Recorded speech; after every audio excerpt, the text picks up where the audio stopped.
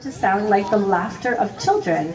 So what they'll do is establish the edges of their territory by flying over to the edge, giving out a laugh, and then wait for their neighboring kookaburras to respond. And in this way here they are establishing where their territory ends and the next one begins. But he's had some great flights, so he's heading on home. There goes Bez, our laughing kookaburra. Now our next bird to make his way on in is actually so well recognized he doesn't even need an introduction. But coming out from that back wall in just a moment will be Raj, and he is our Indian peafowl. There he comes now. Now he is the national bird of India, and I did say peafowl as males are more commonly known as peacocks, females are peahens, and the young are chicks. Now you know right off the bat here that Raj is in fact a male because he has that beautiful blue coloration and that beautiful long train. Now his train is often mistaken for as tail feathers. Now those are actually modified back feathers, and the train feathers the tail feathers are actually used to prop up the train during mating displays. Now this is the breeding season for these guys. He actually will be losing that train in just a few weeks and start regrowing those feathers in January of next year. But he's done an excellent job coming out and showing us his beauty today. So that was Raj, our Indian peafowl. These guys can get up to 50 kilometers per hour when they are in a full-out run. He does have a stride of 5 feet and can jump 7 feet straight in the air from a standstill position. Now that would easily clear my head.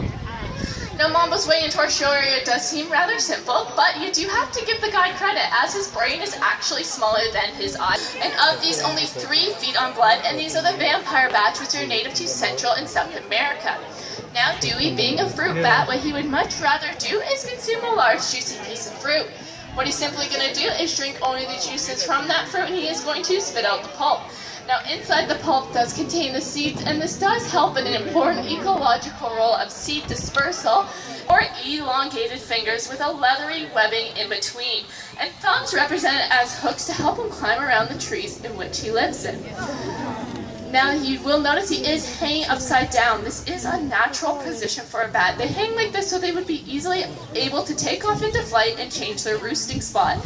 I would not suggest any of us trying this though, as Dewey does have many adaptations that prevent blood flow to his head. If you or I to try to do this, we would probably get a headache or even pass out. But I think Dewey has done a great job doing a great flight for us here today, and I do hope that getting such an up-close look at such a misunderstood creature has given you all a better appreciation for bats. So let's hear it for Dewey, our Indian blind fox. Round hornbill, but she's willing to show off that wingspan today of just under 6 feet. And as she makes her way up nice and close, you'll probably notice right away that Maybelline has a very large beak. So she'll eat almost anything. So we're going to show off a few of her hunting styles today, starting off by tossing up a piece of meat.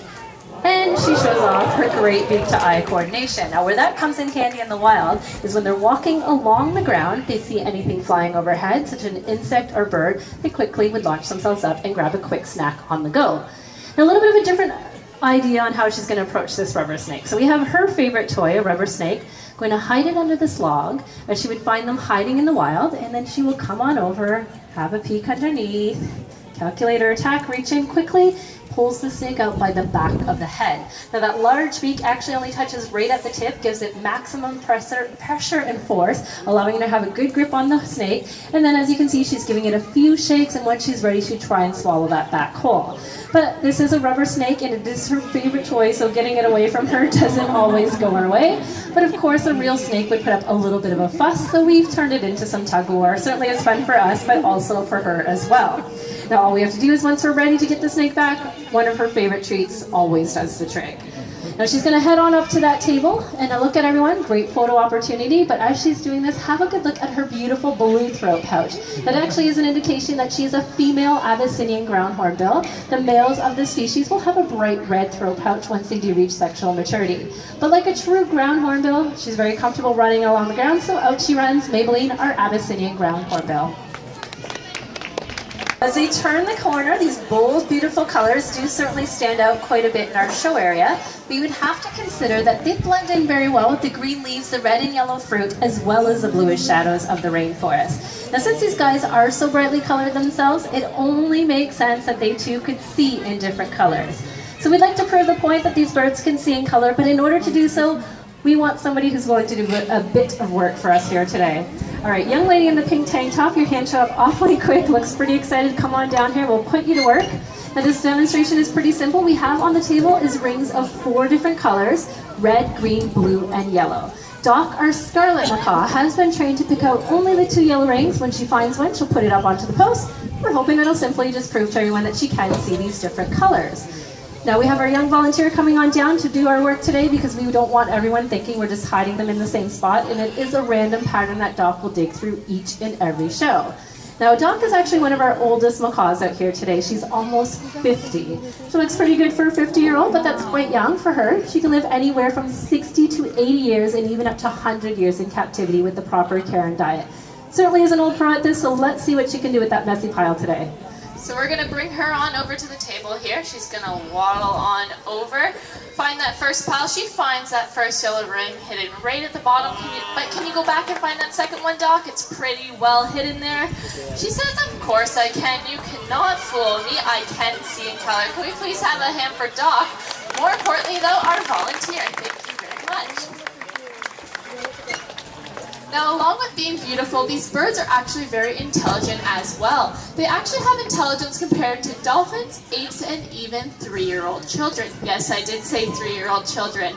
So it is important here that we are mentally stimulating them, and we do this through a different series of games, toys, and puzzles. Now, an example of this is set up center stage. We call it a cup and a rope. So all it is a cup attached to a rope, attached to a perch, and we put the bird's favorite treat into the cup, and it's up to them with no training whatsoever to figure out how to get down to their treat. So this here is Sergeant. He is our 30-year-old military macaw. So we're going to put him on up here. He's going to show you how he's figured this one out. The daredevil bird that he is, he's going to slide down that pole fireman style using his beak as a 3rd foot until he's level with the cup. He reaches in and gets his treat with no troubles at all. And they're not impressed, Janelle. Not impressed whatsoever Not today, even a bit. Sergeant. I think there might be a late pity applause coming in. Yeah, I'm not even sure you'll get there it is. There's that pity applause. Well, to be honest, Sergeant can't tell the difference between a real applause and a pity applause, and he thanks you nonetheless and likes to sign everyone off with a wing wave goodbye. Oh, scratch birds. Where are those wings, Sergeant? There are the wings. All right, well, he managed to impress you nonetheless, but as Janelle pointed out, this is not something we're training the birds how to do. They sit up there, figure it out on their own. So it's up to them to come up with their own idea. Every once in a while, they completely surprise us and have a different method of thinking this went through. Now, this here is Olive. She's a great green macaw. She's actually the youngest bird we have out here today. She's only 4 years old, and I'm not sure if because she's younger, she's just lazy, but here's how she's got this one. So I'm going to hoist the whole thing up to me using her beak and her feet in a little bit of a different way. The end result is the same as she reaches in to get her treat. Well done today, Olive. Well, in order to keep these birds nice and healthy, we certainly do have to keep them physically fit. And they're very acrobatic by nature, so we're going to run a couple of our birds through an obstacle course race. So how it's going to work is the birds will start at either end of the rope, make their way across the perch, and it is the first bird to make their way all the way down this perch to the table and get their treat at their trainer that's going to be declared the winner. So we've always found better that the birds actually do go faster with a little bit of a cheering section. So we're going to divide you guys up today. We're going to all have all the men and boys in the audience study cheering for Sergeant, our military macaw. So let's have a practice cheer for Sarge. Not too bad, gentlemen, but ladies, that means you're cheering for Maxwell here, our blue and gold macaw. I think we could be louder than the boys, guys. Now, do remember that what counts the most is during the race. The louder you guys cheer, the faster they tend to go. You ready over there? Ready down here. All right, on your marks, get set, and go!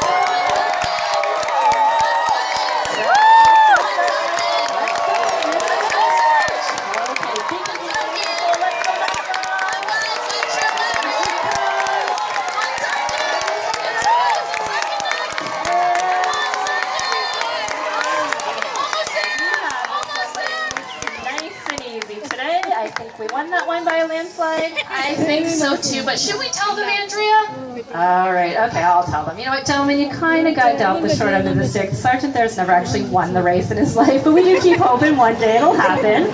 Now, at least both birds have finished the race. Let's do it one more time for Max and Sarge. 5-year-old yellow named Amazon.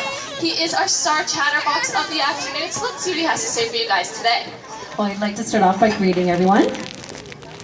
Hello. Very cheerful little guy. Now, Fernando is as well a polite bird, so he has a question to ask. Nice little how are you, and I do see some smiles out there, Fernando. Now, one thing you cannot tell by looking at him or any of the other birds we have out here is whether or not they're males or females. Quite often within their own species in the parrot family, the males and females will look exactly the same. We actually rely on DNA testing. Now, when we sent his blood away to the lab, though, we had a really good idea the results would come back. He was in fact a male. He can be a little bit of a flirt with the ladies. Do tell everybody what happens when you see a pretty female Amazon. That's right. He likes to let her know. No, he thinks he's very funny as well. A little bit of a comedian we have on our hands. Now, by nature, parrots are actually quite playful, so his favorite game to play with us, we always know when he's in the mood. Enjoys a good tickle. We call him our master of sound effects. He's picked up a few living here. The first is the sound that we make when we drink a nice cold glass of water.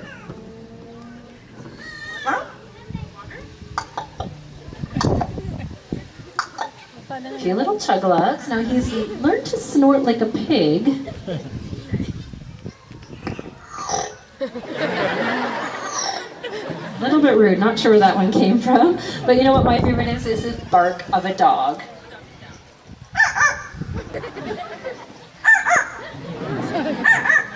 Not sure we're threatening anyone with that one. He is obviously a very talented little bird. Now, of course, his talents extend musically as well. He loves whistling and singing. Now, he's also not a bad dancer, so we'll see if we can warm him up with some dance moves today. Shall we dance?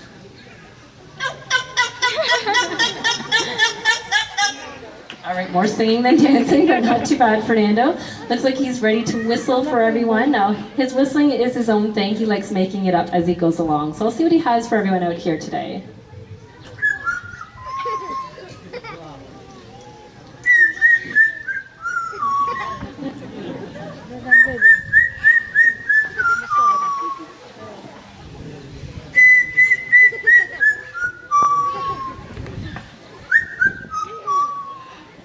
There you have a lovely little Fernando original.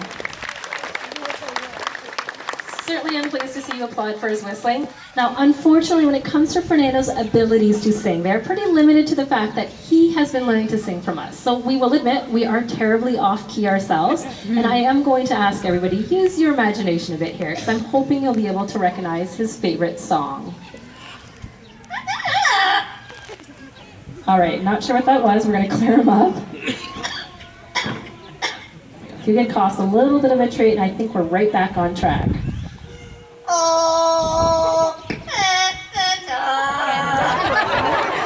Sounded a bit like "Oh Canada," but I know we can do better, Fernando.